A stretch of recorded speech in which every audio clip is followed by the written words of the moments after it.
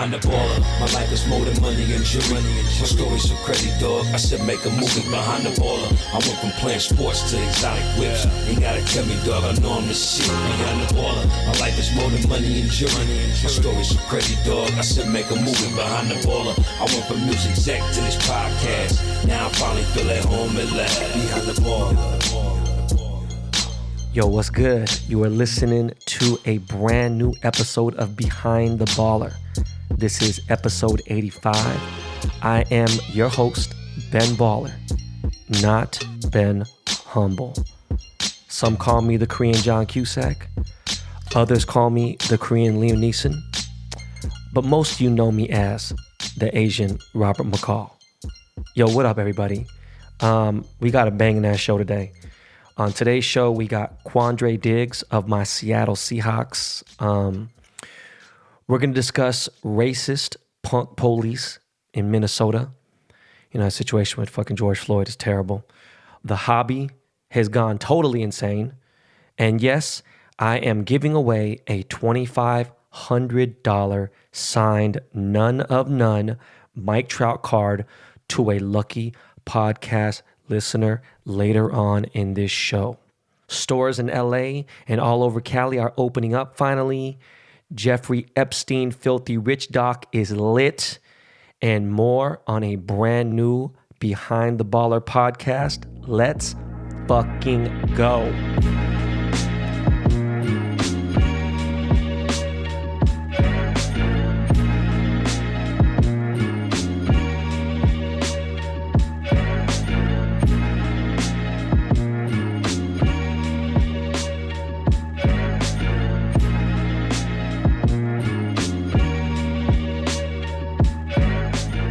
Yo, people, before we begin, I need to send my condolences to the family of George Floyd. Fucking terrible what's going on right now in the situation, and it's 2020. Racism is getting fucking just crazy. You know, you see this bitch ass cop, you see this punk ass fucking bitch ass, hoe ass, clown, pussy punk bitch ass Asian cop who turned his back while this punk-ass white boy cop had his fucking foot, knee digging into this dude's fucking neck. Like, man, bro, like, I always get anxiety when I think about that shit. And people are like, oh, don't break law, whatever. I'm like, man, he allegedly wrote a bad check, and that's the kind of shit, like, they killed this motherfucker over that? Like, really? It's senseless violence by the pigs, and it's like, you see they're rioting for the last couple days in Minnesota, and they're fucking shit up. Like, they fucked up Target, they fucked up Wendy's, and they're just out there breaking police cars and shit. And people are like, you know, oh man, this is fucked up. It's going to overshadow what's really happening in George Floyd's death. And it's like, no, man. I mean, yeah, you know, it's not right. It's not going to solve anything. But at the same time, like, none of that shit would have happened if they didn't kill him, you know? And then it trickles down here to the stupid ass, dumb ass hipsters and fucking weirdos. You got fucking traffic in fucking LA today. They fucking shut down the 101 freeway.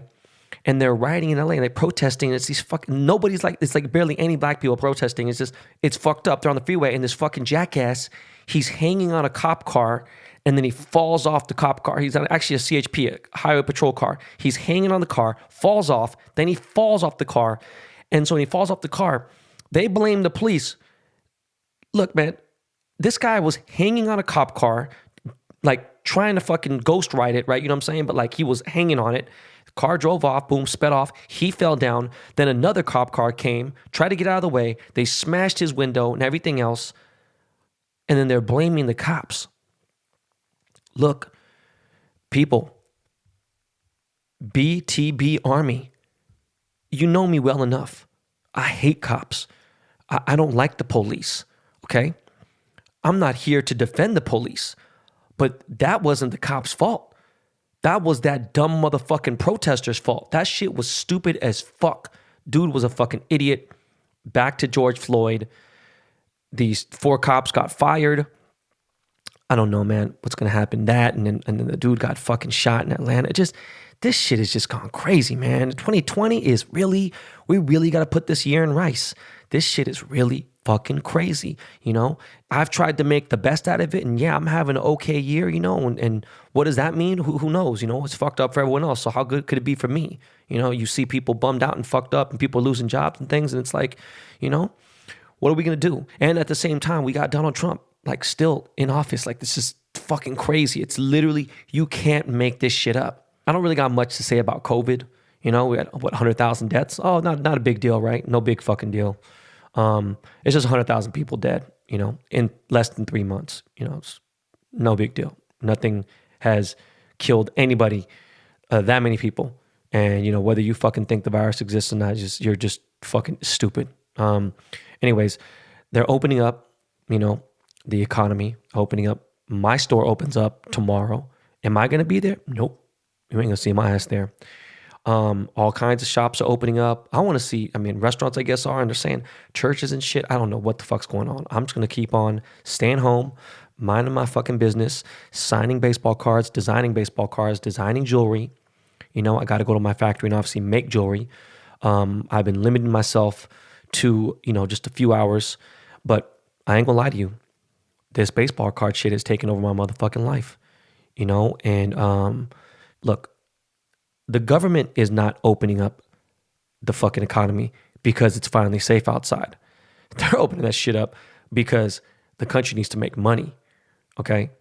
And speaking of motherfucking money, the baseball card game, aka the hobby, is just getting fucking crazy, okay? Welcome to the new Bitcoin, ladies and gentlemen.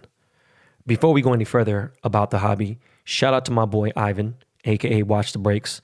Let me tell you, shit has changed, okay? I don't give a fuck how deep you're in the hobby now. If you weren't collecting in the 80s and 90s, then shut the fuck up. Because a lot of you motherfuckers weren't even born then, so shut the fuck up. I don't want to hear shit from you, okay? Yes, I may be new to this new fucking hobby, but look, man, I remember when motherfuckers were collecting Sid Bream and fucking Steve Sax, and obviously all the Dodgers won't get into all this shit, but when these motherfuckers were rookies, all right, doing these George Brett cards and fucking Doc Good and all this shit, I was there the first time around. Not on no remix, and it's a whole different ball game, okay?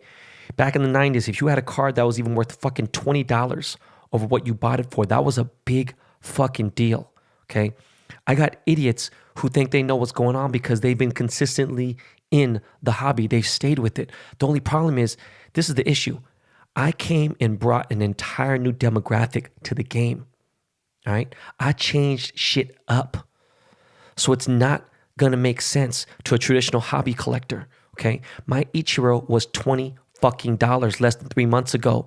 That shit is hitting over $4,400 now, okay? How does that even make sense? It doesn't, okay? My Ichiro fucking artist proofs were going for 400, 440, somewhere around there. I bought one for 400. I bought one for 640. Artist proofs are 12,000 now. Okay, I signed an autograph for artist proof. I said this last week, sold it for 15 grand. I think I might have sold it too low. All right. My Ricky Henderson card just broke $200 this week. Okay. Even my fucking Dwight Gooden, which just dropped this past weekend, is going for $45, $50. Okay. I had trolls tell me yesterday in my last post, oh man, your cards went down, your markets. Shut the fuck up. You stupid ass bitch. The fuck are you talking about? You don't know a fucking thing, dumb fuck. You sound stupid as fuck. I got people making money like a motherfucker. I got people who made money yesterday. My cousin sold a fucking Ichiro for fucking $4,300, okay, that he bought for $20. The fuck out of here, okay? They're like, oh, your Trout dropped. It went down to 175. Oh, it did? Especially when you guys were saying there's a fucking huge print run and people are laughing. Like literally when it dropped, like 3 days later, like, oh my God, this dumb motherfucker, he made the fucking print run go to fucking 36,000. This shit ain't gonna be worth shit. It's gonna be fucking stay at fucking $25 or whatever. And then look what happened. The shit then jumped up fucking 700, 800%. And people are talking shit. You're so fucking stupid. Congrats to Keith Shore. While all you fucks hated on him, you called his Bob Gibson a disgrace. It was called the worst card in baseball card history. You can fucking Google that. That shit, a fucking actual big page wrote that, okay? I always said I liked his cards, okay? The funny thing is, I wasn't a big fan of the Griffey, But congrats, man. You now hold the record at 99,000. 99,000 fucking cards sold. Did I think that could never happen? Nope, not at all. People been saying we're going to break 100 and everything else. I wasn't tripping on it, like I've been talking this shit up so crazy for me to even sell 20 a doc. This is Griffey. I think Griffey's going to be one of my strongest. It's going to be Jeter. I don't think, look, I'm going to tell you right now, to me, Trout ain't going to be the best sold out of everybody. I don't think it is, no matter how many fucking fans he is, just because I just know I have my demographic and what it is and what I brought to it, right? And my 2 million followers across Facebook, Instagram, and Twitter, and whatever. But now I currently hold the third highest, and I'm okay with that because we got 15 cards left to sell. And like I said, I always get the last laugh. I'm not tripping. My Griffey is last. Trust me, we got ammo, okay? So let's talk about the issue at hand. Let's talk about my autographed cards that I'm dropping tomorrow at 12 p.m. Pacific time. That is 24 hours from right now. I will be releasing 10 Mike Trout Ben Baller did the cards autographed by me, and they'll be autographed with Ben Baller on them. I'm actually going to write Ben Baller in gold ink. Shout out to Crink NYC, gold ink markers. They will be marked 1 through 10. It means there'll be 110, 210, 310, 410, all that shit. Okay?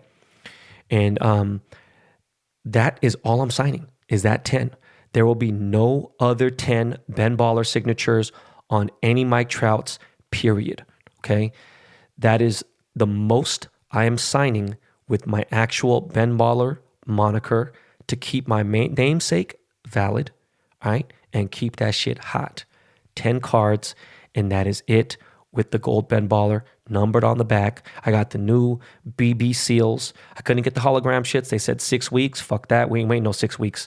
Motherfuckers got to eat, get their shit going now, get this economy popping, get this hobby card economy popping.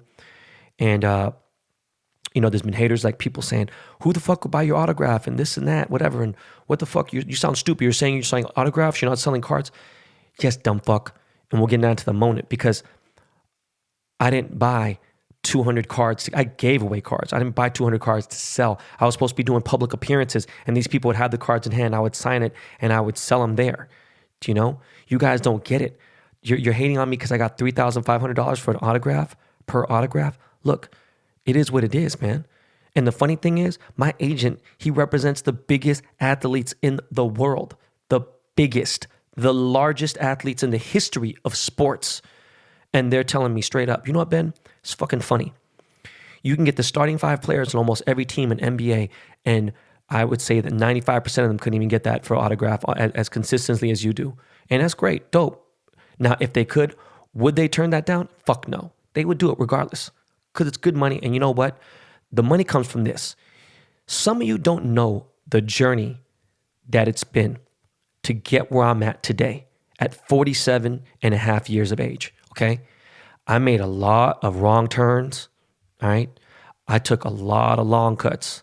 Ain't no shortcuts. I took some shortcuts. The motherfucker wasn't shortcuts. It was shit, man. No elevator rides. Took the stairs. No motherfucking cars. I was in the bus. I walked like a motherfucker, I'm here now today 100% not by accident, okay? Not that it matters, but I've always shared the wealth, okay? I want you to understand it. I've always shown love and given to the needy, okay? I can't save everyone, but I do more than my share, all right? Side note, I shipped out 79 Mike Trout cards this week to random fans on Twitter. I just fucking DM people, and then after that, I muted them because I don't want them to, hit me back for their boom. But I DM'd them. They sent back addresses, boom. I sent out fucking 79 Mike Trouts this week, just like fuck it. Here's $200, $250, whatever it is. Sell it. I don't give a fuck, you sell it for 100. It's like me giving people cash apps. Cool, boom, here it is. Merry Christmas. Go have a fucking nice day. All right. And I did it just because fuck it. Why not? Why not? Why not? I had a great week. Okay. Some guy on Twitter, he bought a Mike Trout for $25 on pre-sale on eBay.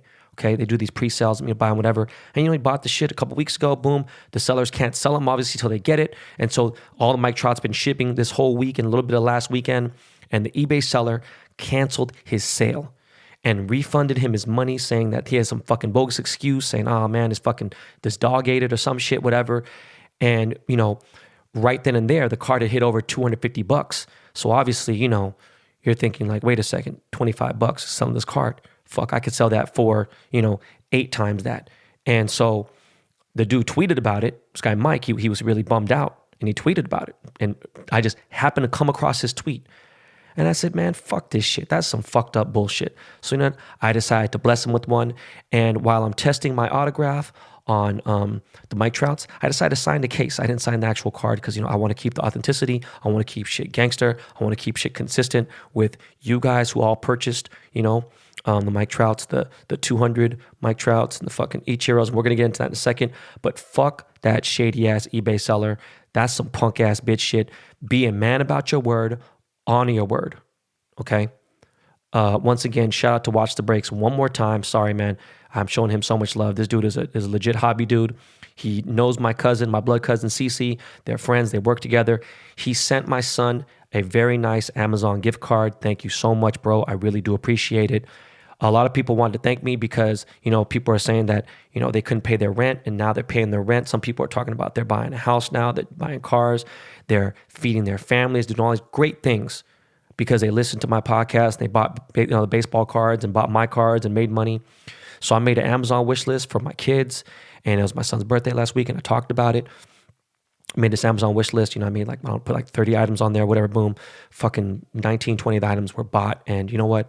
I just want to say now for everyone who bought something, I appreciate you. Thank you very much. Every single one of you guys who contributed to it, I really do appreciate that. Okay? So let's get into the card signing issues right now. The reason why I had to cancel my appearances, this is now me verbally saying this. It's different when you read it for any of those who even decided to read my fucking post, right? Some motherfuckers don't know how to read, Too bad. It is what it is.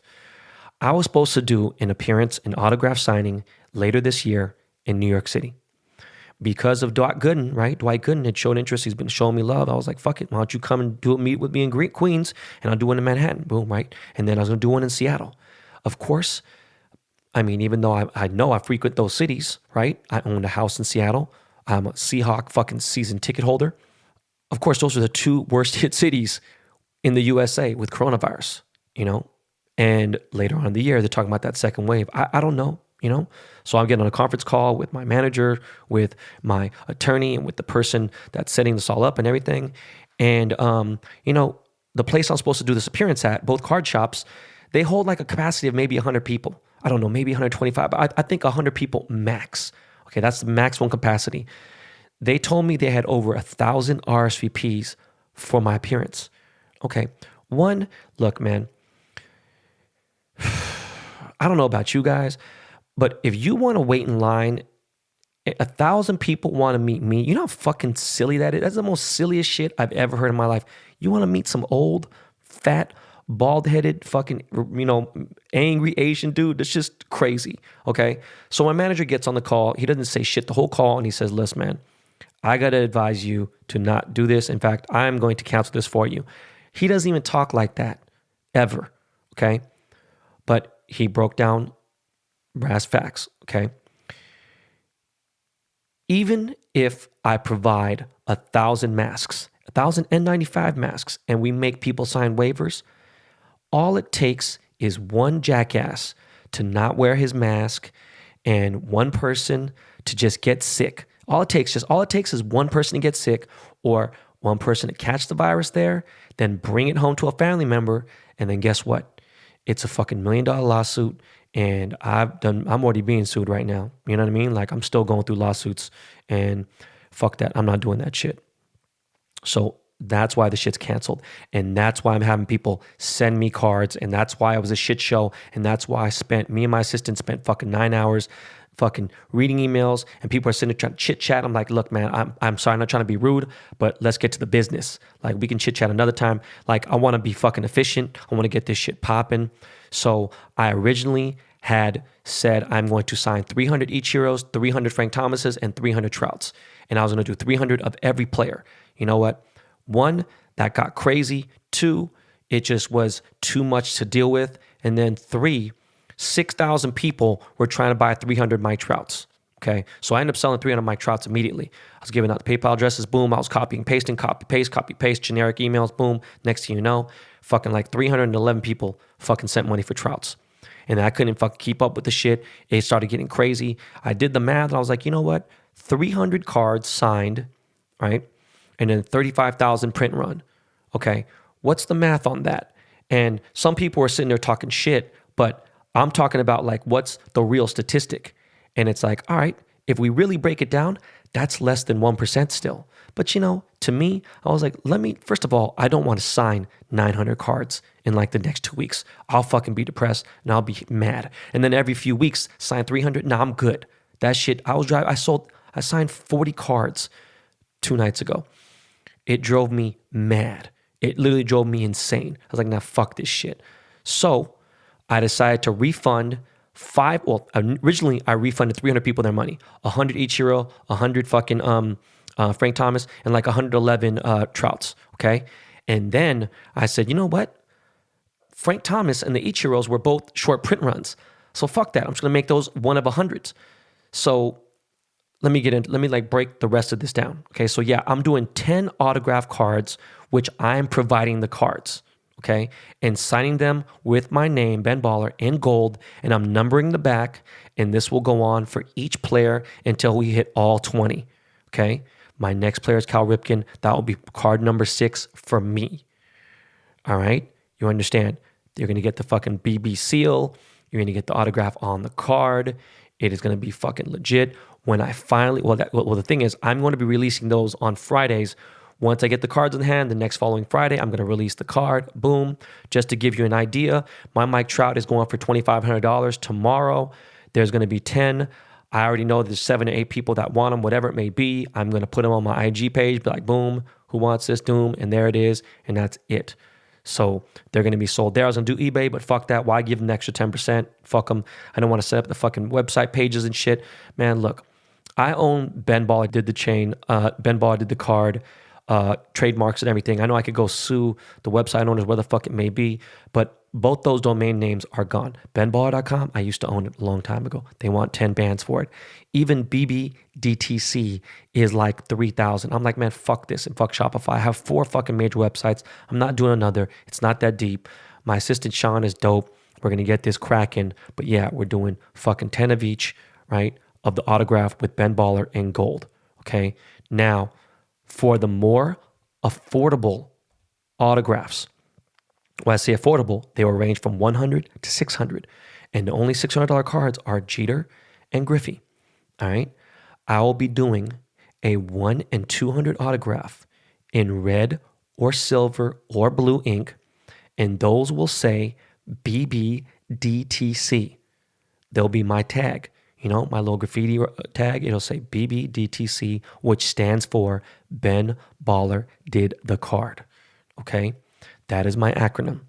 All right? And those will also be numbered on the back 1 to 200. So there's no fuckery. There's no scamming. Some dumbass said that they saw that someone was saying that I was a scammer on Facebook, on like the Top Project 2020 Facebook. Like, well, who the fuck could ever, not one person could ever say, oh, Ben scammed me.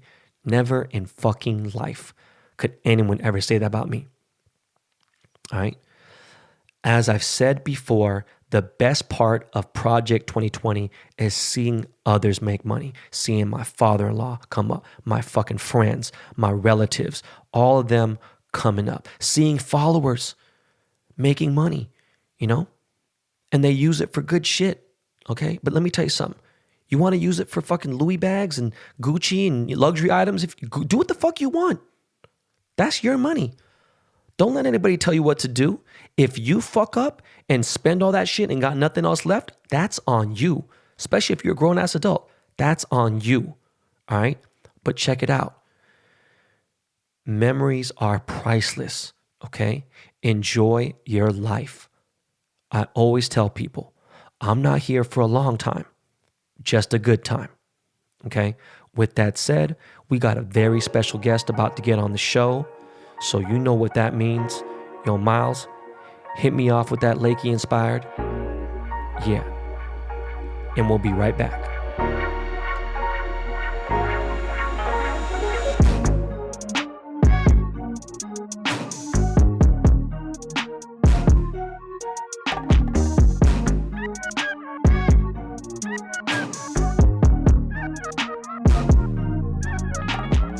What up, y'all? You are listening to an exclusive 12 fan episode of Behind the Baller. Ladies and gentlemen, we have Quandre Diggs, the starting safety for my beloved Seattle Seahawks. What's good, bro? Not much, bro. Just chilling back in Texas with the fam.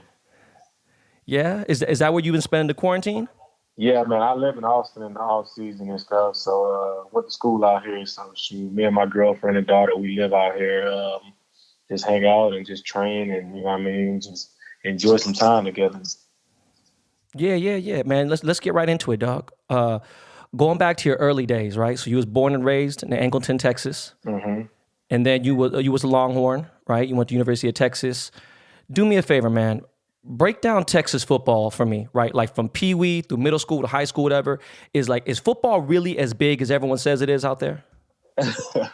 Yeah, it really is. That's the crazy thing. You know what I mean? Growing up, especially like for me, having an older brother that, you know what I mean, that was pretty much a legend at my high school, a legend in college, and you know what I mean, was a really good player in the NFL. Is definitely was big time. You know what I mean, in my town, literally, we 20,000 people in my town, and you know what I mean, when I was in high school, literally, probably half of the town was at the football game when I was in high school, just to see how talented we were. Me and one of my best friends, and then like I always tell people, we had 6 Division I running backs on the same team at one point. Oh shit! But Texas, man, I'm telling you, the Friday Night Light stuff, and you know what I mean, all that stuff. That stuff is real deal. Yeah, no, I mean, I watch Friday Night Lights, Booby Miles and all that and everything. Everyone knows me as a jeweler. Some people who know me from because I'm old, bro. A lot of people know me from my music days when I was working with Dr. Dre and Jay-Z and shit. But a lot of people didn't know that I played D1 football and I got a scholarship and everything, right? Right. So like that Friday Night Lights, that Booby Miles, that era was my era. That's crazy. Because I'm old as fuck, right? So like when I think about Texas, I remember just randomly going to camps and I'd be like, look, man, the biggest offensive lineman in my high school might have been like 250, 240. Right.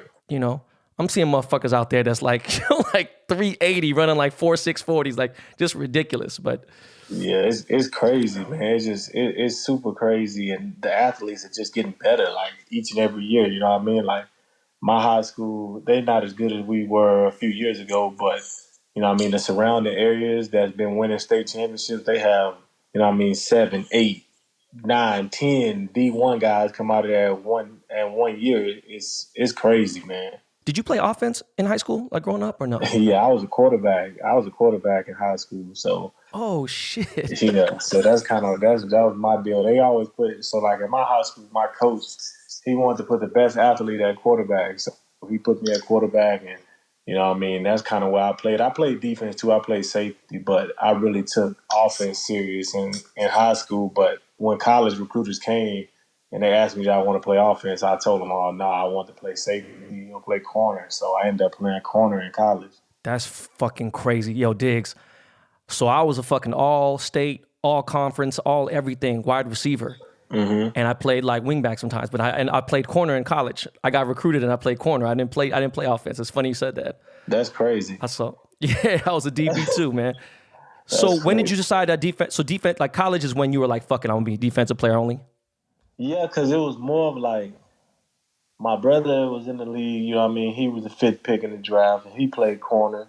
You know what I mean? So my deal was, and I kind of looked at things differently. You know what I mean? I kind of had been around the NFL game for a while. Because I think when I was in high school, my brother was maybe like 7, 8 years in, so I understood, you know what I mean? And LaDainian Tomlinson was my favorite running back, and then you would see like guys like question his shell life. He got released from San Diego, and I was like, I don't want to play running back.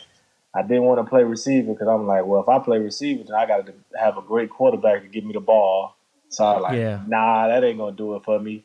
So I was just like, well, just go play defense. I mean, my brother played defense. You know what I mean? One of my favorite players at the time was Earl, of course, because he was at Texas a year or two before I got there. Shit, LOB, man. Yeah, you know what I mean? I'm going to go play safety. Well, when I told the coaches, like, hey, I want to play safety, they were like, well, we got 3 safeties that's going to be juniors and seniors. And then, You know what I mean? We got 2 guys below them that we think are really good players. It's like, but we got 3 corners that's gonna be leaving for the draft. You know what I mean? So if you play corner, you might get to start as a true freshman. Tell them, sign me up. I'm there. I want to start as a true freshman. And that was all she wrote. You know what I mean? I went and played corner and started as a true freshman. Did you play any other sports growing up? Yeah, I played basketball and ran track. Oh yeah. What'd you run in track? I ran the 100, 4x1, 4x2. I ran the 200 occasionally. What was your best 100, dog? My fastest time was actually my freshman year before I started gaining weight. I ran a 10.52 my freshman year, which was like, the crazy thing is I ran a 10.52 and I was still the 4th fastest on my relay team. Shit. Yeah, we won state my freshman year. We won state my junior year. My sophomore year, we didn't win state because I pulled my hamstring, and then our first leg, that's when the swine flu stuff was serious. So Oh shit. Yeah. yeah, You young. yeah. So they pushed they pushed graduation and state track meet. They put that on the same weekend. So my first leg, he had to go to graduation instead of running the track meet, and we ended up like getting 5th place with 2 alternates. Ah, fuck, man. Yeah. So how many colleges ended up recruiting you? Man, I had offers from every school in the country. I could have went anywhere, Damn. literally anywhere. What was the first school that offered you a scholarship? I remember the first school offered me a scholarship was Baylor. I had went to the Baylor camp that summer, balled out at the Baylor camp, and the only reason I went to the Baylor camp was because my best friend, he was thinking about going to school there. So I was like, heck, I'll just ride up there with you. You know what I mean? It's cool. Like, and I went up there, and I remember the first day that they could send offers, I got called into the counselor's office, and I'm like, man, what I did? Because I'm thinking I done got in trouble. You know what I mean? I'm like, hey, somebody, because I'm a prankster. I'm like a jokester, so I used to always like cap jokes on people. You know what I mean? Like crack jokes all the time. Yeah. People used to go to the counselor office sometimes, but like, well, Quandre picking on me, blah blah. You know what I mean? So I'm thinking like, dang, who did I mess with today? And it was a game day. You know what I mean? It's Friday. I'm like, come on, y'all know Oh shit. I got a big game coming up, and so I go in there. I go in there and like my counselor's like, come with me. I'm like, oh man. So I go to the fax machine and then it's like official offer from Baylor. And I'm like, oh dang, like this dope. Before the first game of the season, we get into a brand new stadium. Like this supposed to be the year we win the state championship. I'm like, oh, everything falling in place nicely. And that was my first offer, and then I think TCU was second. What made you choose the Longhorns? Uh Crazy thing is, I almost didn't go to Texas. That's the crazy thing. Texas was like my last offer, and What the fuck? right, I was like the 5th best player in the state, 4th best player in the state, something like that. And Texas was my last offer. I'm a legacy, first of all. My brother's an All-American there. Jim Thorpe Award finalist there. Like thinking like, oh, that's an automatic offer. You know, I'm gonna get to continue the legacy. But heck, Texas didn't offer me until after everybody else offered me. They were talking about my heights and they wanted tall corners, and you know, I mean, they didn't know what position I was going to play. So I was actually thinking about going to Bama, and you know, I mean, right before I was going to go actually take an unofficial to Bama, Texas ended up offering me a scholarship, and my mom and my brother both wanted me to go to Texas. So, but I almost decommitted, man. I almost decommitted after they fired all the coaches and went to Bama anyway. Oh shit, that's crazy. Like, is there a favorite game you had during your college career? Was there anything that stood out? There a favorite memory or something? I think my favorite game for sure would always be my freshman year, the rivalry against Texas A&M. You know, I mean, that's the last time we played Texas A&M in football, and I had a big impact on that game, and we ended up winning and ended the rivalry. Justin Tucker kicked the game-winning field goal, and we ended the rivalry like that. But that's probably my favorite game in college, just because, you know, I mean, what it meant to the program and what it meant to the state of Texas. Nah, for sure. The Aggies, that's definitely a big. I mean, back in the day, for me, it was a big rivalry. I remember watching that happen. What did you major in college? I majored in sports management. So when I was well, when I was in college, I'm thinking like, I want to be an NFL general manager when I'm done. I'm like, I think that'd be dope. But then when I get to the NFL and I see how many hours the GM put in and all that, I'm like, nah. No way, no way. That's another football career. You know what I mean? With Yeah, extra no, it hours. is. So I Dead just be ass. away from the family even more. So I was like, nah, I'm straight. I want to do broadcasting. When did you realize that you were going to be an actual professional NFL player? For me, and it's funny I say this because you know what I mean. Some people gonna think like, oh, he cocky or you know what I mean. But you couldn't tell me, and you can ask my mom. My mom is in the kitchen right now. She just got here. If I was to ask my mom right now, when did I think I was gonna be a professional athlete? She'll probably tell you, oh, your first day playing football, I was in the backyard. Like I always thought, Nah, come on, I man. promise you, like that's always been like what I wanted to do. So when I started little league Okay, football, it was like I'm going to the NFL. This little league stuff ain't nothing. You know what I mean? I'm going to the NFL. okay. So in little league, you was balling. Little league, I was like that. I was like that. Like Wow. you got to think in my town. That's all you know what I mean. Like from little league all the way, they look at you when you start little league, and everybody in this little town is like, "Oh, that boy, the truth. He had 5 touchdowns in little league. You know what I mean? He had 5 touchdowns in the game Saturday." Then like, I can't wait till he get to middle school. You get to middle school, it's like, "Oh, that boy had 4 touchdowns in the game. Oh, I can't wait till he get to high school." You know what I mean? So it's always that progression. Like everybody was expecting me to be the next big thing. Like you know what I mean? So for me, it was always a dream that I was like, I'm gonna make that a reality for sure. Well, shit. Then who did you play with coming up? Like high school, little league, whatever, college. Who did you play with that's in the pros now? Um, so me and Mike Evans used to play against each other in AAU basketball, and we played with each other in a couple tournaments in AAU basketball. So me and Mike are really close. That's my dude. My best friend actually played with me at Angleton, Henry Joseph. He played 2 years in the league with Jacksonville and Philadelphia. Heck, that might be it. But I got a teammate that I actually played against in high school that played with me in Seattle, Brian Allen. Played Oh against him yeah, in I high know. school. So he's over there. So it's, you know what I mean? I didn't, a lot of the guys that I played with ended up not, they didn't make it to the NFL, but we had a lot of guys go D1. Right. So okay, let's take it back to NFL draft weekend. Okay, what was going through your mind? What was you doing? Where were you? I was at my mom's house in Angleton. I knew I wasn't gonna go first day. You know what I mean? Like you know, all the guys know if they're gonna go first day or not. So you know what I Yeah. mean? I'm thinking like, okay, maybe I'll go. What did it start on Thursday? I'm like, maybe I'll go Friday, but that's not likely. You know what I mean? Everybody was saying, oh, he's 5'9", he got short arms, he didn't run fast at the combine. Well, first of all, I'm not a great tester, so I'm not gonna run great at the combine. Of course, I ain't tall. I ain't never been tall, and you know what Right. I mean. I ain't never had long arms. So if that's what you gonna grade me off of, then cool. But watch the tape. You know what I mean? That's what I was all about. Watch the tape. You will see what you like.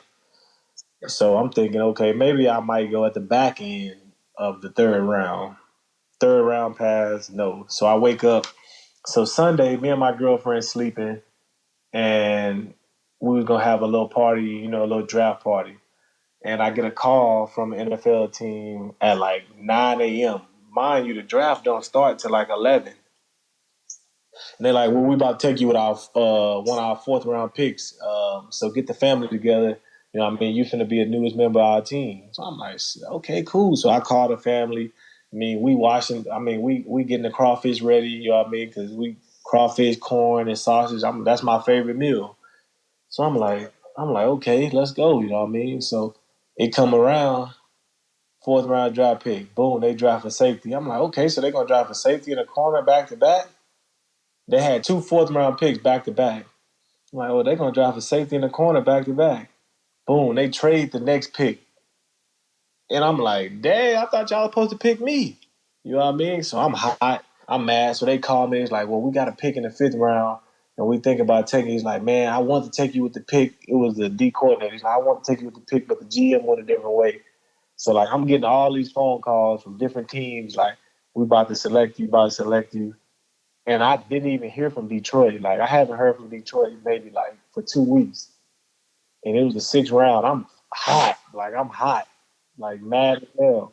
So my best friend that I played with at Texas, we were actually roommates in college. he got drafted in the 5th round to the Giants. So like everybody come outside like Michael just got drafted, you know what I mean, to the Giants. And like you can ask him, he's like, there's no way he thought he was gonna go before me. You know what I mean? He was like, ain't no way. Well, he ended up getting drafted to the Giants. So I'm like, dang, and competitive I am. I ain't got no hate in my heart. I hit my best friend. I'm like, congrats, bro. Like, I'm super happy for you. You know what I mean? No hate in my heart. But the competitive I am, I'm like, dang, bro. Like, I know I'm supposed to be picked. You know what I mean? So Detroit finally called, and I can tell you right now, when they called, my family went crazy. But I'm like shushing everybody to be quiet because I'm on the phone with them. And my DB coach get on the phone, and I had a good relationship with him at the time because I met with him at the combine, I met with him at the Senior Bowl, and then he would call me occasionally. So I had a good relationship with him, and he was just like, "Man, congrats! Like, can't wait for you to get here." Blah blah. First thing I tell him, I'm like, "I got something to prove." He was like, "Hey man, like you just got drafted. Like enjoy, you know what I mean? Enjoy the moment." I'm like, "Nah, everybody passed on me. I got something to prove. I'm just letting you know." And like after that day, he knew like, oh, he coming in here for blood. And and then to this day, like me and him are super close. He's actually the DB coach at the 49ers now. He just got that job this year. So like me and him are really close, and you know what I mean? Me and him talk about it all the time. Every year, you know, when the draft come around, he hit me up and he's just like, remember when we took you in the 6th round, how mad you was? But that's kind of how it went.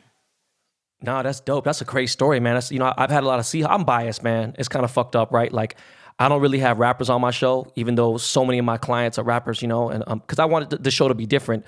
But when it comes to sports, when it comes to football, if you don't play for the Seahawks, I really don't have you on the show. And I know a lot of people are like, what the fuck you talking about, man? I'm the starting fucking, I'm the starting receiver for the fucking 49ers. I don't give a fuck. I don't like the Niners, so I don't really have people on my show. But so when the Lions signed you to a 4-year deal, what's the first thing you bought? Like, what's the first big purchase you bought? What's the definition of big purchase? Man, anything over 100,000. If you spent that much, or Oh, nah. over 50. Nah, I ain't spent nothing like that. I was 6th round draft pick, so my signing bonus was only like 72,000 after taxes. Oh So shit. What'd you buy that was over 20 grand? Anything? nothing. I ain't bought nothing that was over 20 grand. The most expensive thing that I ended up having to pay at the time was I had to pay back a free insurance policy from college. And that was Oh like man. and that was like 10 grand.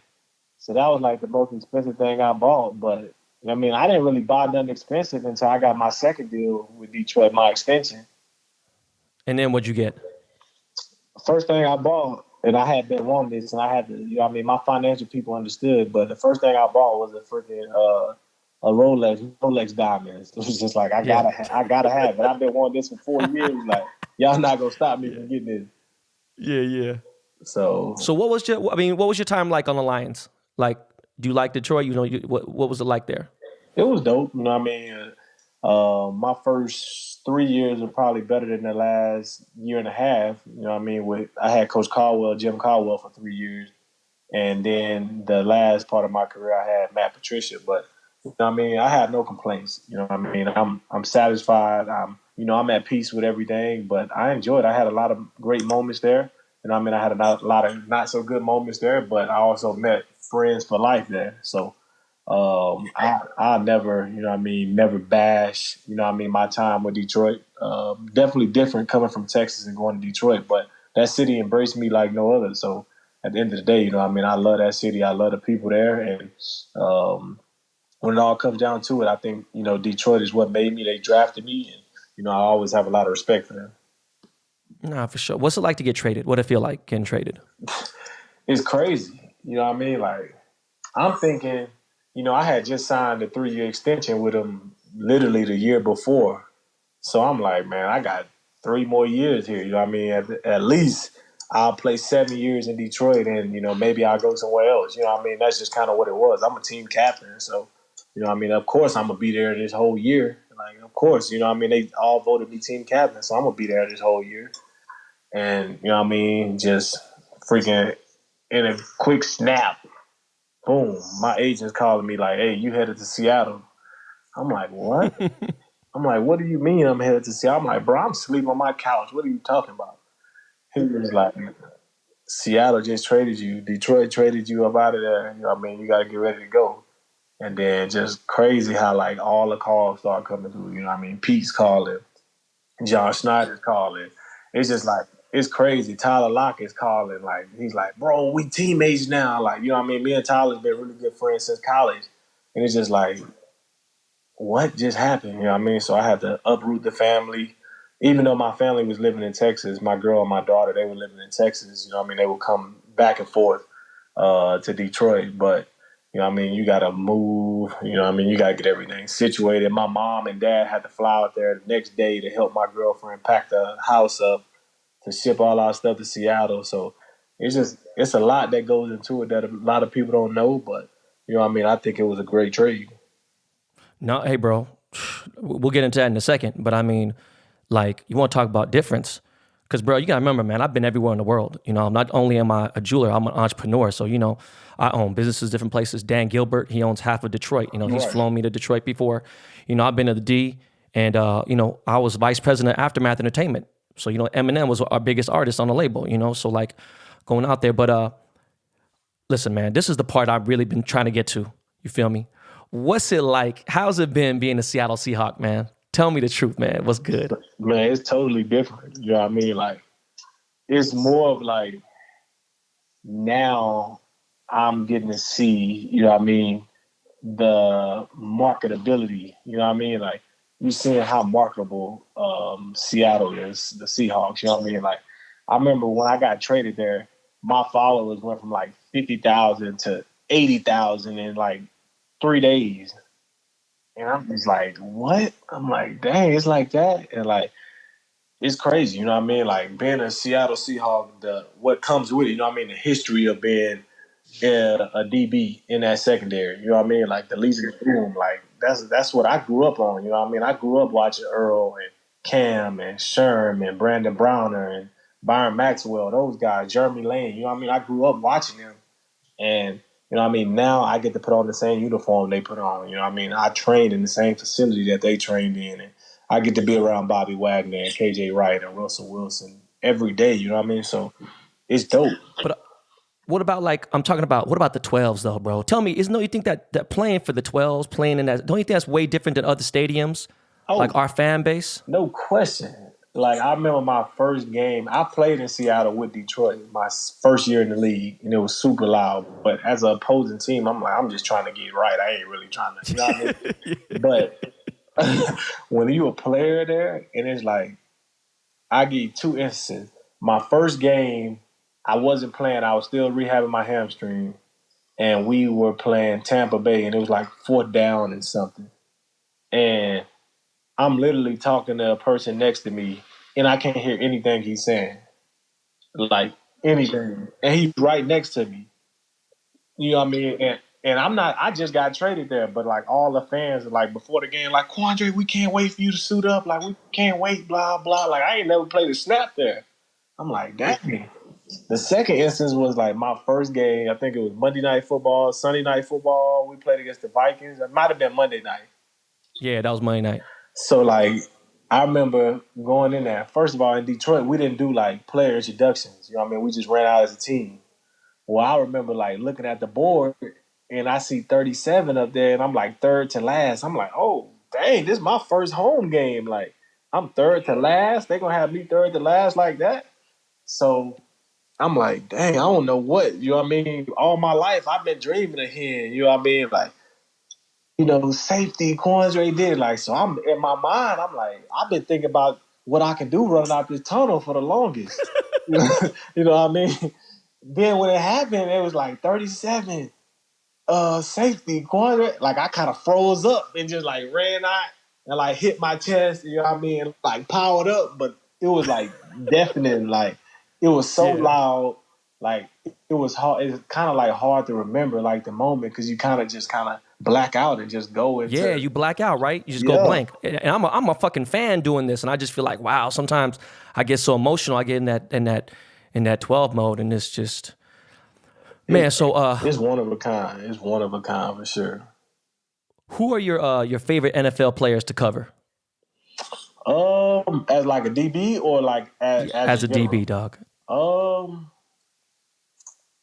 I think for me it was different when I was at nickel. You know what I mean? When I was at nickel and I was actually battling guys man to man all the time, it was different. But, you know what I mean? I love to watch like Tyreek Hill because, you know what I mean? He's so explosive. You know what I mean? Yeah, for real.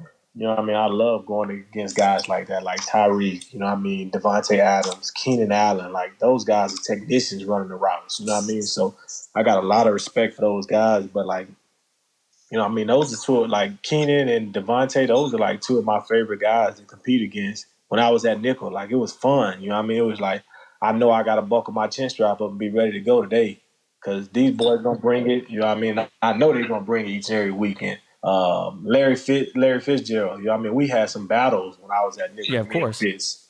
You know what I mean? He lines up in the slot predominantly, and that was I like fucking hate him. I fucking hate him, bro. I love Fitz, man. Like I hate that motherfucker, bro. You have to understand. Look, man, being a 12 fan for this long, understand that Arizona's the last team we play every year. So they're always shitty. They don't give a fuck. They just play literally balls to the wall while we kind of like, all right, we got the playoffs coming up. Let's just chill out.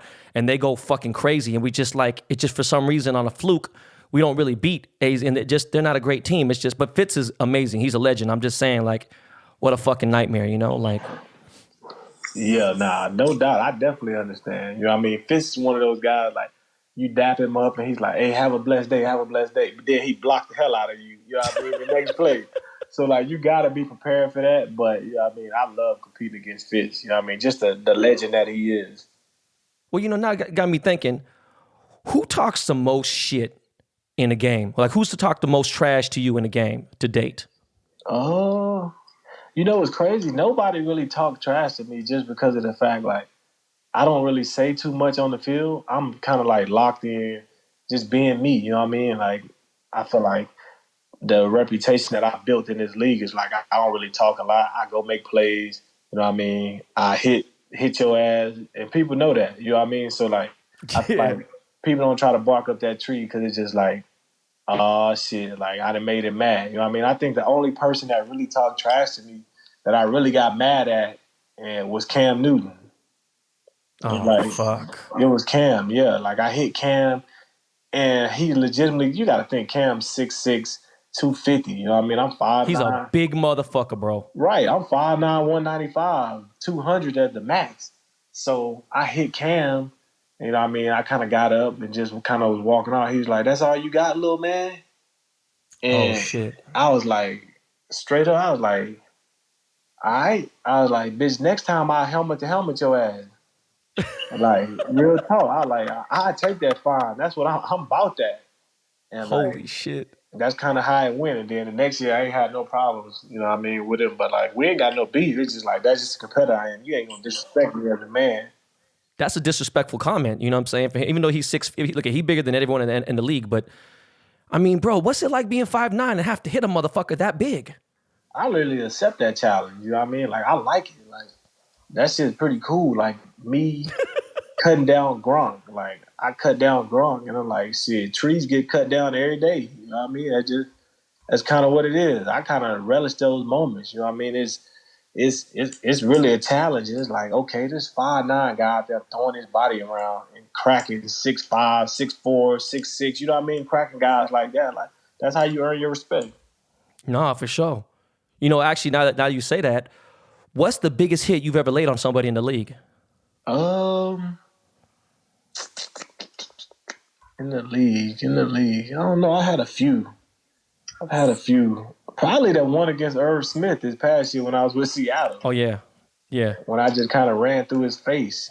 You know what I mean? Bro, I became a fan after that one, dog. I legit became a fan after that one. And I think, and you know what's some funny? I don't know if you remember, because like, whatever, you know, I'm an old ass. They call me boomer, all that bullshit. But, you know, I have a big following and whatever. People know when I follow them. You know, sometimes I don't realize some NFL people are like, oh, man, I'm a fan of yours, whatever. Like, even like, you know, I have an NFL endorsement. I'm endorsed by the NFL. I make the Snickers chain. You know, every week we give it to the player of the week. And, you know, Tyler, he won the Snickers chain this last season. Yep, I was over at his house when he was doing the shoot. Yeah, and when you made that hit, I said, let me go find this motherfucker on Twitter. Where the fuck is Quandre Diggs? I started following you, and I remember I tweeted you. I said, bruh, Oh my God, that was a hell of a hit. And I remember you were like, all right, and you follow back. I'm like, okay, usually, someone else follow me first. It was just like, I was like, let me find this dude fucking Twitter right now. You know what I'm saying? I was hyped. It is so crazy because I remember when Tyler did the shoot, right? They was like, Ben Baller did the chain. I'm like, Ben Baller, like, the jury, you know what I mean? The jury got Ben Baller, like, yeah. I'm like, oh, so this is really like a real ass chain, you know what I mean? Yeah. So Tyler was like, tell him make me one, but I need it for free. But Tyler's super cheap, you know what I mean? Like, he's super Oh my duper God. cheap. Tyler, So if you're listening, I'm sorry, bro. You cheap, man. he's super cheap. So he like, I ain't gonna buy it. Ask him if he'd do it. Tyler was like, I heard he had on my jersey the other day. Maybe he'd give me a free chain. So I'm like, damn, like Ben Baller, a Seahawks fan. And Yeah, then big time. like when you follow me, I'm like, bruh, that's crazy. You know what I mean? Like that is crazy. You know what I mean? The followers that you get, like Chris Pratt followed me as soon as I got traded to Seattle. I'm like, Yeah. the celebrities, you know what I mean? Like that's dope. Yeah, no, Chris Pratt big. I mean, fucking even see Bill Gates wear a jersey during the Super Bowl and things like that. I mean, obviously he's Seattle legend, but Right. tell me what it feels like, bro, to break up a long ball. You know what I'm saying? Like, what's that feel like, bro? It's dope, but it's a sense of relief. You know what I mean? Because it's just like, shit, if he'd have caught that, your ass might have been on Sports Center. You know what I mean? Like, it's one of them. Yeah, I made that play. I was supposed to make it, but you also thinking like, whew, I'm glad he didn't catch that shit. Like, Yeah. dang. You know what I mean? It's one of them moments, but like, those the moments that you relish as a DB because it's like you asked to play this position and you know the stresses that come with playing this position. What's been the highlight of your career so far to date? The highlight of my career. So far, I know you got a way to go. I would say, you know what I mean? Like, I think my biggest accomplishment to date is just being able to see my second contract. You know what I mean? Like, I'm a 6th-round draft pick. You know what I mean? My lifetime in the league was supposed to be over probably like 4 years ago, 5 years ago. You know what I mean? I'm only supposed to be able to play 1-2 years at the max. Now I'm going on year 6, signed a second deal, you know what I mean, that made me, you know what I mean, made me money that I'm set for life, you know what I mean? Like, that I could give my daughter and let her enjoy, you know what I mean, the fruits of my labor. But I think that's like the dopest part for me is just like being able to, you know what I mean, be able to be set, knowing that I've got to play a game that I love. What's it like facing Russell Wilson in practice, bro? Is he really a beast? He really a beast. And you know what's crazy? I've always had a lot of respect for Russ, and I've always thought he was like one of the better quarterbacks in the league. And I'm saying, like, I've always thought he was top 5 in the league, you know what I mean, from just watching him play and the things he did. But getting in practice, and it's like, I remember it'd be like, dang, they letting Russ extend this play for a long time before he throw the ball. Like, come on, bro. Like, he ain't gonna have that much time in the game. Come on. Then you get in the game, and he doing that Houdini shit, and you looking around like, oh shit, that he did that at practice. You know what I mean? Like, that's what he was doing at practice. But like, you see it up close and personal, and you like, oh damn, he the truth. Like, he really the truth. You know what I mean? Like, it's crazy going against him because like he's so smart. You know what I mean? You know he's elusive, but he doesn't even run at practice. You know what I mean? He can carve you up just sit in the pocket, which is dope. You know what I mean? So, you know what I mean? I've always thought he was one of the better quarterbacks. In my opinion, my rating for him has definitely went up since I've gotten there. So then, who are the toughest quarterbacks to read in the league? You know what I'm saying? Where like hard to see where they don't throw the ball out and everything. Number one is definitely A-Rod. Aaron Rodgers is the toughest quarterback for me to read. Him and Drew Brees, because Drew is he's so short that you can't see him, you know what I mean, behind the offensive lineman. So you kind of guessing where he's going. But like Aaron Rodgers is like, he can look you off, and just flick the wrist and the ball is there. You know what I mean? Like, you can't make a play on it because his release is so quick and his arm strength is so crazy that he can make those throws. Yeah. You know what I mean? That a lot of people can't make. I mean, bro, I never said this before publicly. He's probably one of my favorite quarterbacks outside of, obviously Russell Wilson. I'm just saying this, fucking me and my cousin, we flew to fucking Lambeau for that game, for that playoff game, fucking freezing our asses off. I thought I was gonna fucking die. And I I got Tyler, DJ. I'm sitting 50-yard line, Seahawks side. I got Tyler laughing at me. He's like, oh, yo, punk ass made it out here. God damn. I see DJ laughing at me, Quentin, everyone like, damn, you really came. I was like, because I hate the cold. That's why I hate Detroit and hate everything. It's a different experience. And then on top of that, like, you know, just playing against fucking Aaron, that's a bullshit, man. Anyway, I don't want to talk about that game no more. What are your thoughts on Quentin Dunbar, man? Like, we really need him to step up and like solidify our secondary. Right.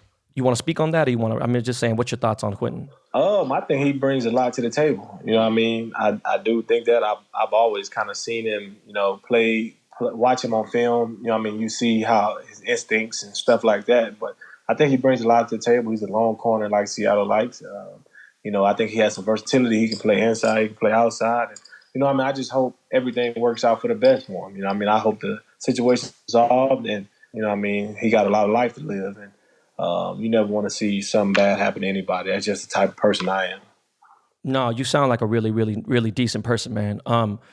Tell me, do you think we'll get Clowney back? Is he going to sign with us or what the fuck, man? Man, I hope so. Oh, shit. You ain't heard nothing?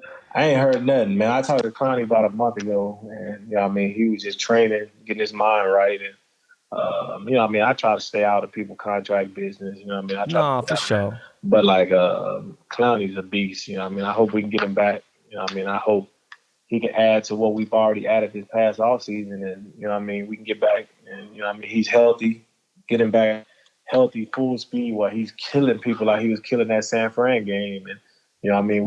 We get to rolling and get past the second round this year. I mean, bro, I might have to fuck around and make him a chain for free just because I need that motherfucker to come. Like, no bullshit. By the way, I got banned from Levi Stadium. I got escorted out by the police. For real? Yeah, that Thursday night football game, we went crazy. And we won, too. So I really went crazy because I have an apartment in a high-rise in San Francisco. I went to college out there. I played at Cal, and then I went to SF State and played. And then I've always had ties to the Bay Area, even though I'm born and raised in L.A., so I've always hated the Niners all my life. I fuck the Niners, right? So that game was a big deal. Like, me and E40 got into a fight online at the stadium, everything. And that's my boy. That's like my big homie and everything. And like, I had fans threatening me. People said, I was like, man, come do something, fat boy. Oh, punk ass boy. I was going crazy on everyone. And the fucked up part about it was, I'm sitting in a section with like Seattle front office people. So they're like, Ben, man, really? Come on, Ben, really? Come on, Ben. That's not a good attitude. And like, you know, I just hate the Niners, man. So I just get so emotional. But speaking of which, man, do you think there's a real big difference between regular season football and playoff football? Like, is there really a difference in intensity? No question. And this is the first year I got to experience it. You know what I mean? I went to the playoffs with Detroit when they played Seattle my second year, but I was hurt. I had tore my pec. So I had okay. I've been trying to get back to the playoffs. So, you know what I mean, we got to play that Philly game all week. You know what I mean? That's what everybody talking about. It's playoff football. It's playoff football. And then you finally get there and get the experience, and it was just like, dang. You know what I mean? Like, it really is faster. You know what I mean? Stuff happens faster. People playing harder. You know what I mean? There's not many mistakes. Like, guys are locked in.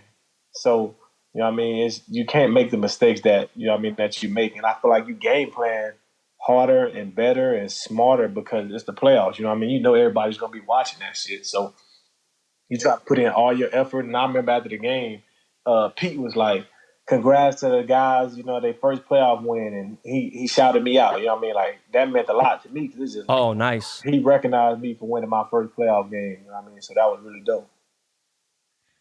You know the steakhouse called Daniel's? Yep. That's right by the team hotel. Yeah. So, by the way, you know, when I do the interviews for the players, I usually go to this. I'm not going to say it. Even look at most people who are Seahawks fans, they know where the hotel is. I ain't about to go tell 1 million people where the fuck the hotel is. You feel me? I know where it is. But right. So one time I'm eating there and I see Pete there, right? And you know, if people don't know, okay, so let me explain to the fans that are listening. Daniel's is like a lower key Mastro's, but it's a very nice steakhouse. It's upper echelon. It's good. So, you know, bottom line is if you with a few people, you already know, no drinks, just food and everything, it's going to be a couple $100, no problem, easy, right? So Pete, the waiter told me 34 tables offered to pay for Pete's dinner. He couldn't pay for it if he wanted to. It was 34 different tables all willing to pay for Pete's meal. And I'm like, ain't that a bitch? That's crazy, man. Yeah, because people love, you know, dog, Seattle, they love him, man. Oh, yeah. But let me ask you, man, real talk. Do you think there's going to be an NFL season this year? I think it will be. You know what I mean? I don't know exactly how to be set up, but I think it will. I think it will be. You know what I mean? I think we had a pleasure of being, you know what I mean? We have time. So the season really not supposed to start in September. Of course, you got preseason, but like, come on, nobody's really freaking out over preseason games. You know what I mean? So Nah. we got the opportunity to see what basketball does if they restart their season. We got the opportunity to see if baseball is going to restart their season. So we, you know what I mean? We have time. We can figure out, you know, what's the best way, the best ways to go through things. You know what I mean? So yeah, I just had Jock Peterson on my show last week, and he's a starting outfielder for the Dodgers, and it's my favorite team. And so, like, he just told me they got green lit. They start practice June 10th, and they trying to start the season early July. So one thing he did tell me, look, I got NFL players, I got NBA players on my show and everything.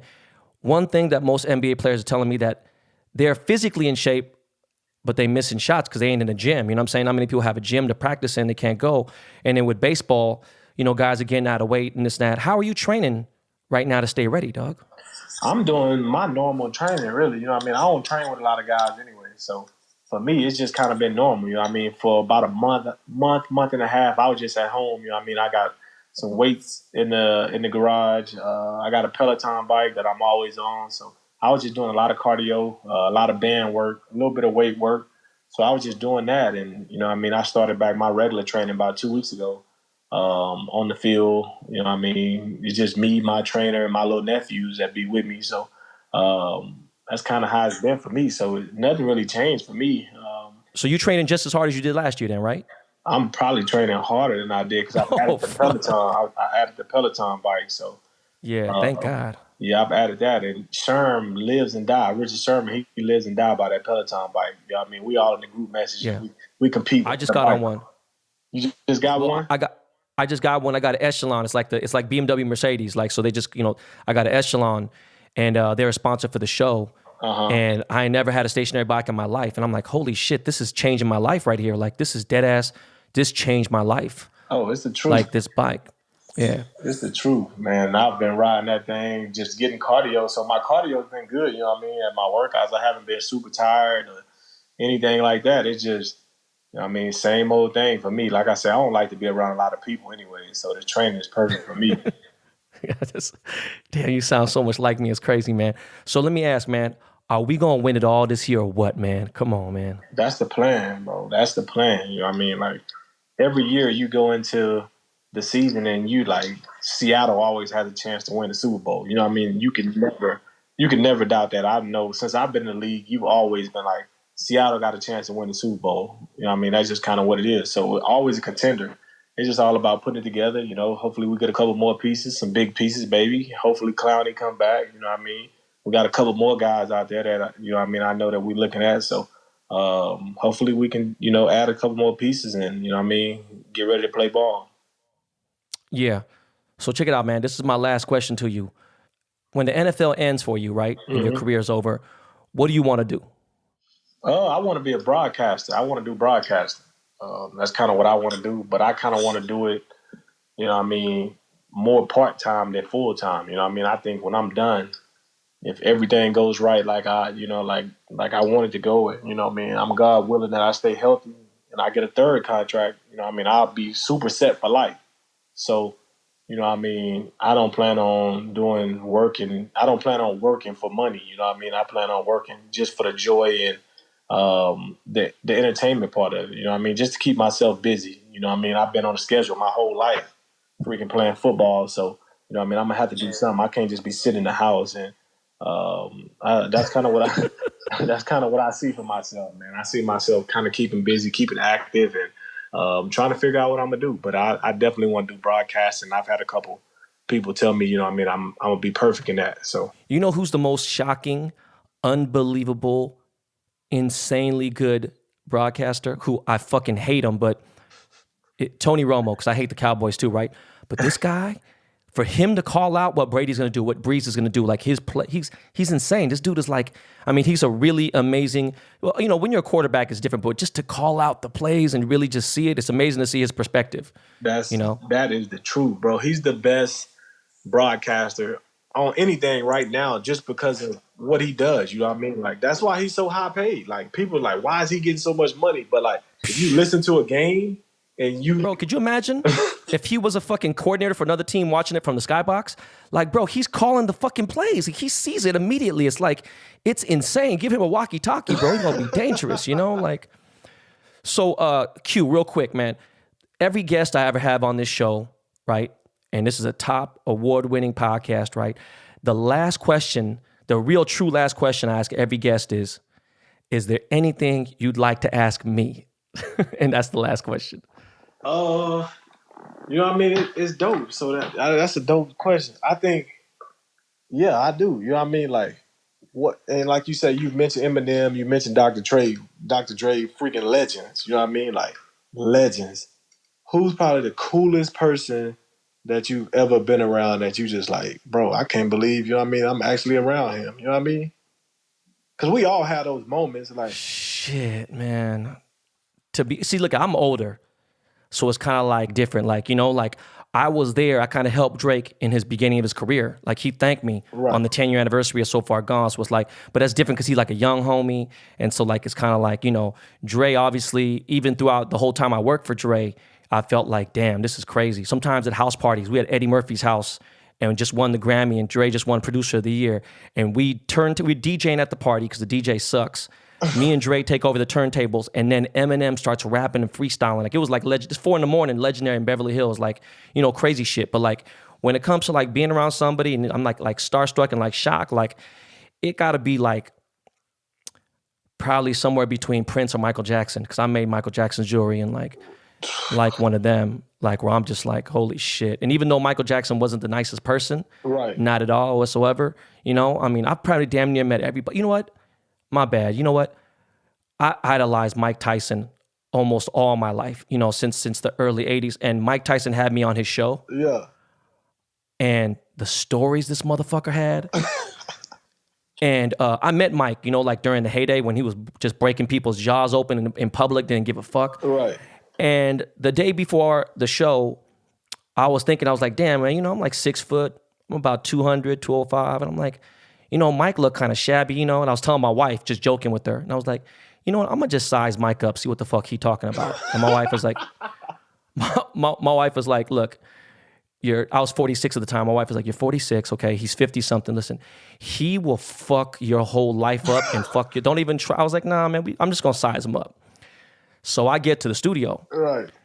And Mike pulls up next to me and he's like, hey, what's up? And he kind of scared me because I didn't hear him coming. And you know, Mike is short, right? Mike is like, oh, not short, but I mean, he's like 5'10", but he's wide. Right. Right? Like Barry Sanders. He put his hand on my shoulder and he squeezed just a little bit. Bro, I swear to God, I felt the power like Thanos in his hand. And I didn't I didn't say shit the rest of the time. I actually was really kind of like shy. I'm not a shy person, dog. I talk mad shit everywhere. I'm like you, I'm a class clown. When he put his hand on my shoulder, it shut me the fuck up because I realized look, Quandre, you my boy. If me and you had to fight Tyson today, he would just, I mean, he's so scary. Like he has so much power in his hands. It actually fucked me up. So I smoked a lot of weed during the interview because, you know, it's a weed show. Right. And it calmed me down. I kept thinking like, yo, what was I thinking? This guy he would smash me into 2 pieces. You know what I'm saying? Like, and by the way, a lot of people don't know this. Mike Tyson wears a size 15 shoe. And that short? Yeah, and it's just like he's just crazy. He got so much strength in his hand. You know, like when he shook my hand, I squeezed a little bit, and I thought he was gonna fucking break my hand. Like it was like, man, bro. And see, and this is probably the last thing I'll say because I don't want to extend it too much. But bro, it's so crazy you say that because I've always asked people. I don't know if you saw it on Twitter, but every time Mike Tyson does something, I always like quote tweet it and be like, "Would you fight Mike Tyson for $1 million?" And I always get dumbass responses from people like, hell yeah, I'll take that $1 million. I'll be like, nah, man. That $1 million ain't gonna mean nothing because he gonna reconstruct your face. Like, yeah. So, you know, like I said, I stood next to dude and I've seen him fight. Actually, I've been blessed to see one of his later fights. And like, again, after we finished the show, we had lunch together. Mm-hmm. And he was eating, and just the way he was even eating, he looked like a lion, like eating food. It was just scary. I really wanted to leave. I didn't want to stay, but I don't want to disrespect him and be like, oh, I can't eat lunch or whatever. He's like, nah, man, stay. What you mean? We got lunch for you here. And I was like, okay. And I didn't really eat. Like, I was acting like a little bitch, man. It was weird because he put his hand on my shoulder, you know what I mean? And it changed everything. Like, I was thinking about, you know, even if I was broke and I had no money, I wouldn't fight him for $1 million, bro. He would fucking man, I can't, like, dog, he just, God, man, even at 50. I'm with you, bro. Ain't no way in hell I'm getting in a ring with him. Yeah, no, hell no. That's just crazy. But yo, Quandre, let me say this first, please, from the bottom of my heart, being a 12 fan, die hard for life, man, regardless of whatever happens in the career. I'm not saying that in any kind of weird way. I'm saying if next season you were to go to fucking play for Dallas or the New Orleans or whatever, I wish you the best. I'm so excited that you are on our beloved defense for my beloved Seahawks. And thank you so much for being on the show, man. I really appreciate it, bro. Yes, sir. Appreciate you having me, man. For sure, for sure.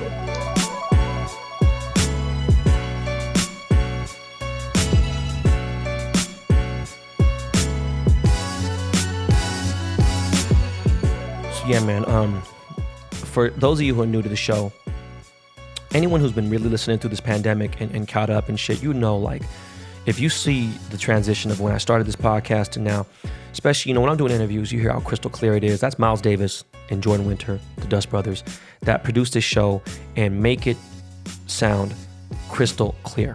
This shit is an HD stereo sound because of them, okay? So when I interview somebody now, because of the pandemic, I'm doing it through a phone call, all right? We don't do that Zoom bullshit or anything else. It just, you know, but we do it through the phone call and they still make it sound really good, even if the other guy doesn't have a great, you know, so no one takes it as serious as we do, okay?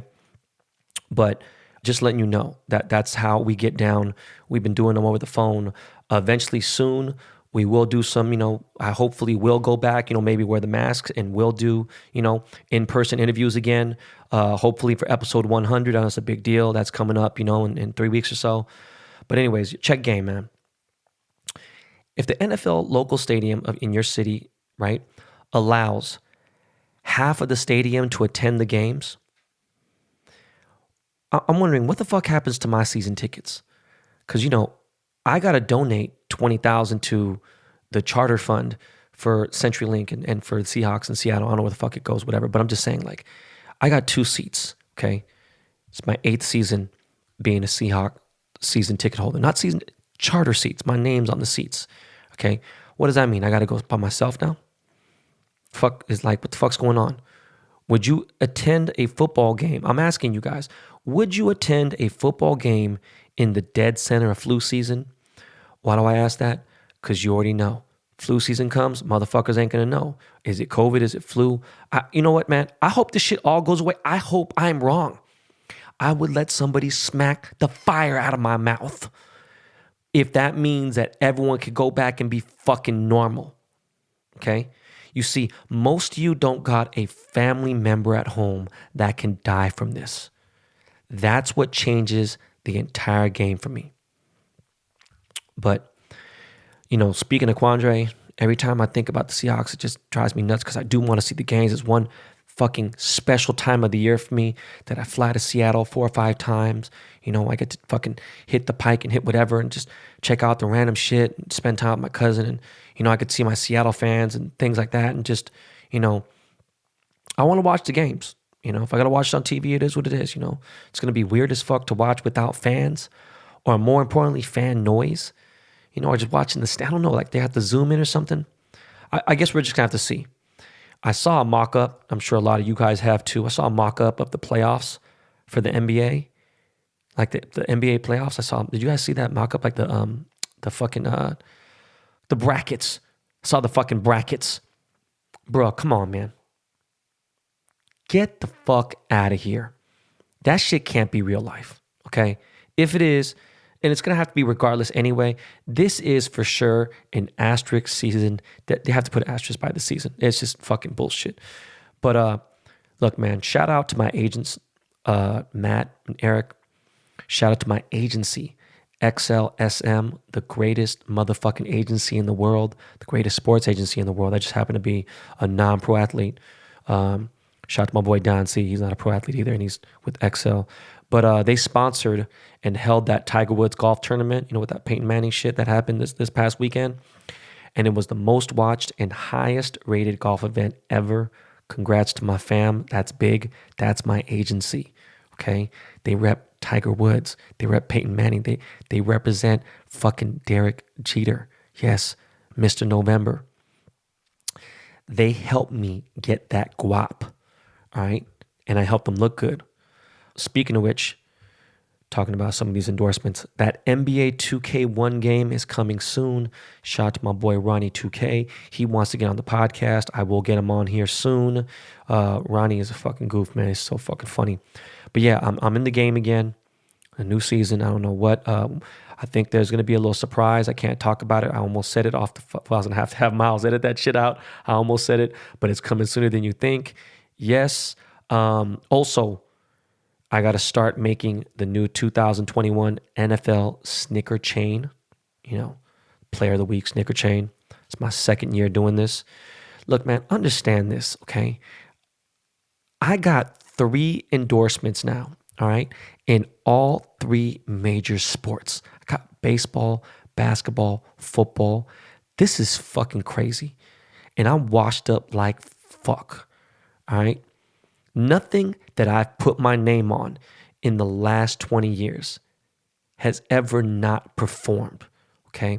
Nothing that I've ever done or been a part of has been small, all right?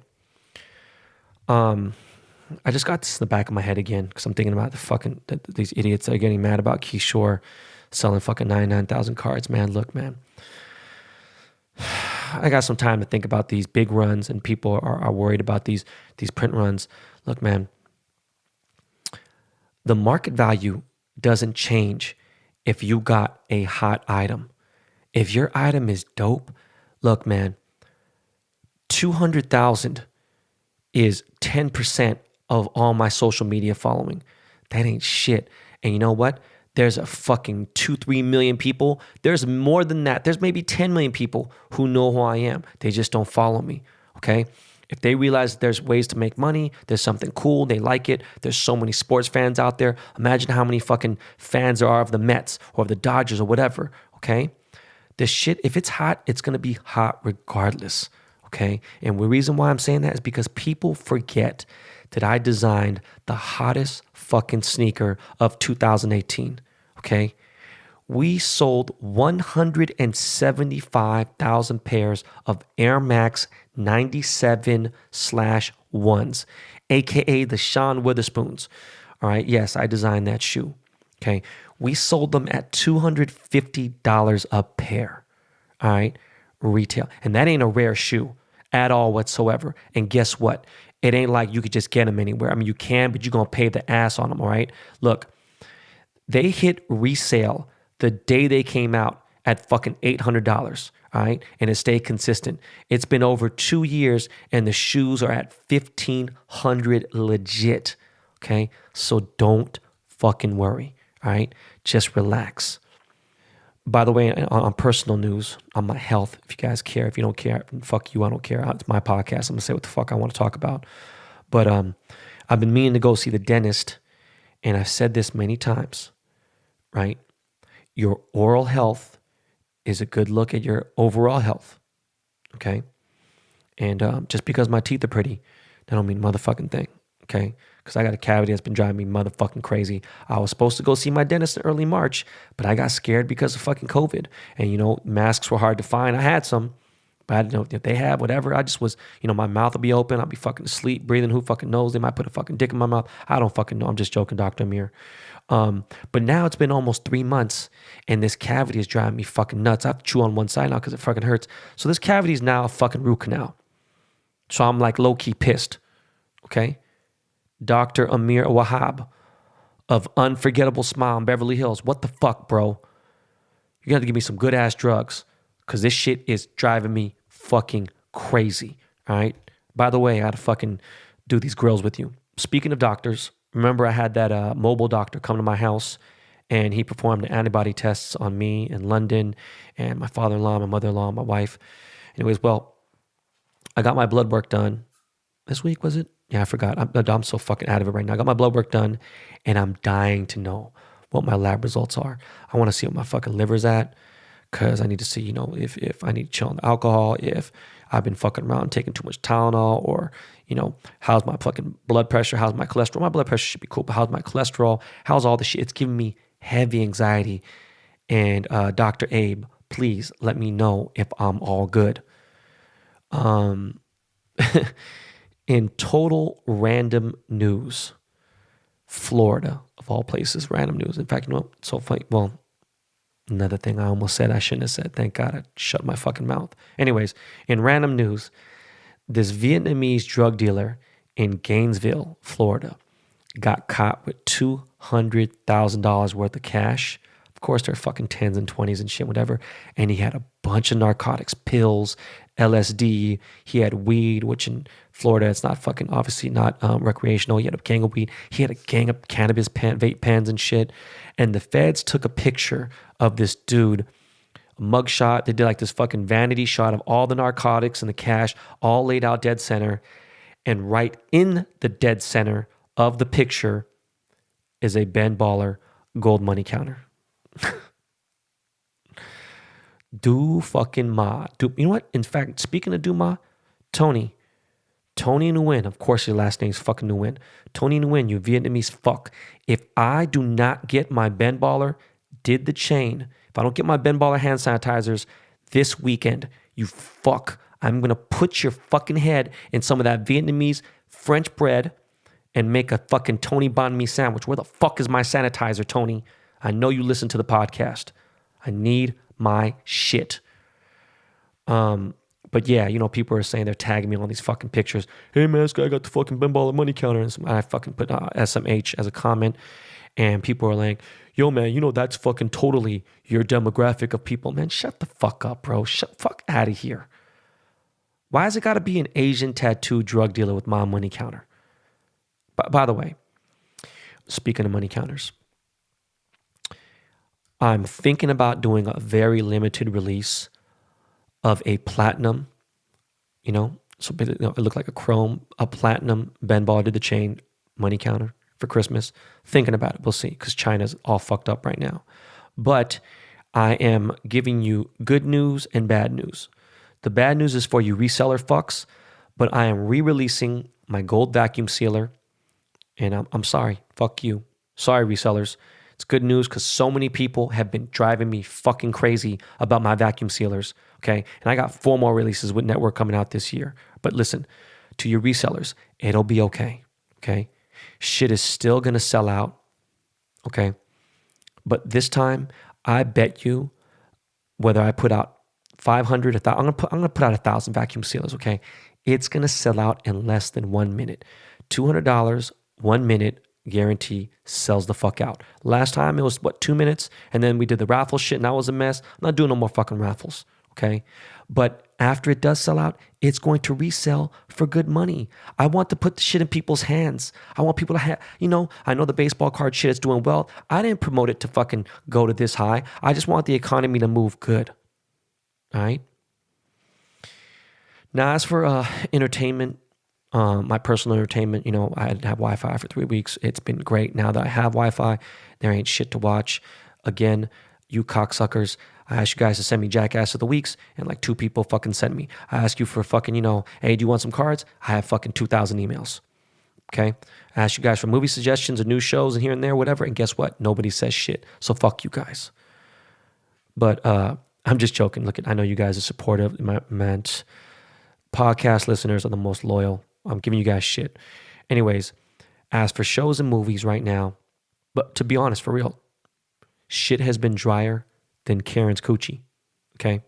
But Filthy Rich came out yesterday on Netflix, all right?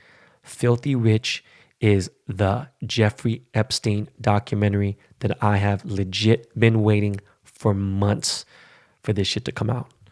Started listening to fucking Jeffrey Epstein's fucking the podcast on, I don't know if it was Wondery or where the fuck it was, but I got obsessed with this motherfucker Jeffrey Epstein. I knew he was a scumbag and heard his name here and there, but after I heard the podcast, I was like, oh shit. His scumbag lifestyle was next level. This guy took it to the nextest of the nextness levels of dirt baggery. I'm in the middle of episode 2, and man, this shit is good. It's just getting started. Like, fuck. I've actually never been to Palm Beach before. I didn't know Palm Beach was that ballin', you know? And to be honest with you, I personally would rather take a city skyline than an ocean view, but there's something about that motherfucking Florida water. But look, back to the show. Back to Filthy Rich. When you get rich as fuck, like disgusting rich, like this guy had a fucking sick crib in Paris. Ridiculous crib in Palm Beach. Stupid, ignorant, disgustingly beautiful, fucking insane spot in the upper fucking east side of New York City. Okay? When you get rich, you always have to have a great fucking attorney. Okay? And you have to have attorneys in every fucking thing. Contract lawyers, you know, fucking this, fucking criminal, every fucking possible thing. And he had them all. And I'm just like blown away. Hearing this fucking attorney, I forgot his name, he's fucking super famous, but he's talking to look, when you're a good attorney, you don't care what the outside world thinks. You don't care what you don't care what anyone thinks. All that you care about is winning the case and getting your client off. And it's crazy. This dude was really breaking it down. He hired all the fucking biggest people hired him. You know, even if motherfuckers were guilty, somehow, you know, you get a good fucking attorney and it gets you off. And it's fucking crazy. I'm telling you, man, that legal shit is how white people, how fucking rich people fuck each other. Okay? It's so fucked up. When you get into a lawsuit, just know this. The only person who always wins are the attorneys. Because you don't want to know why? Because they get paid regardless. Okay? It's rare that you get a good ass fucking attorney who's doing pro bono shit. But anyways, all this Florida talk really makes me want to hop on a fucking plane today and head to Miami Beach. I've been thinking about this. I know I've talked about it for like fucking 5 episodes now. Shout out to my boy Chino. Shout out to my girl Yenny. I just need to get that legit Cuban food, some Jamaican food. I need some vibes. I need to look at the fucking blue water, not this dirty ass Santa Monica Pacific Ocean water. I just want to just relax and chill and be in some fucking short shorts and get my European swag on. You know what I'm saying? I really need to get to South Beach ASAP. But yo, guess what, folks? That's it. That's it for the show. We're done now. You know that word? I'm just fucking with you guys, man. People probably like, especially people in the hobby right now, they're like, why the fuck did I subscribe to this guy's show? He said he was going to give away a Mike Trout. What the fuck? So, guys, check it out. Miles, can you give me a drum roll, please? So the $2,500 question of the day, $2,500 USD question of the day is, what was the name of the Karen who was named Jackass of the Week in episode 84? Okay. I need exact spelling of that Karen's name, and whoever answers that correctly and sends the answer to the email address benballerpod@gmail.com first. Remember, we got timestamps on emails, okay? Whoever sends that first will win the 0/0 gold signed Ben Baller Trout card. Actually, that shit's probably worth more than $2,500. Fuck that. It's probably worth fucking $3,000 because the 1 of 10 is some whole other shit. So this is worth fucking over. It's $3,500. Okay, so go now. But wait, hold on, wait, because the show isn't done. Wait up. Yeah, my Cal Ripken will be coming out in less than 2 weeks. I'm not going to do a super crazy design on purpose. I'm going to kind of keep it like the Ichiro, maybe throw a little swag in there, right? You know, it's kind of a tough card to design. But to be honest, I'm hoping for a low print run on Cal. You know, we'll see. But on this Derek, the captain, a.k.a. Mr. November. Oh, boy. Yo, dead ass fam. This Derek Jeter card is going to change the fucking game forever. Okay? And the captain himself is involved. All right. I can't say much more, but I'm telling you right now, they're already predicting this motherfucker to do 200 bands. All right. I don't know. I'm happy if we break, 125, 150, but I think we're going to go stupid numbers. Okay. But wait, there's more. You fucks, all you hobby motherfuckers out there, check it out, man. Blake Jameson is dropping a Mike Trout card next week. And guess what? I helped him out with the card. You already know. I sprinkled some bling bling on that bitch. This will be the first collab of Project 2020, meaning this is the first time 2 artists out of the Project 2020 are working together, and I'm not going to say shit else. That will be up to Blake, or that'll be up to the guessing game, whatever, but I think he's going to break the Keith Shore record, I think. But yo, it's all love, and I love you all. Thank you all for listening to the greatest podcast in the world. We are fucking out of here. Yo, Lakey Lake, please take us home, homie.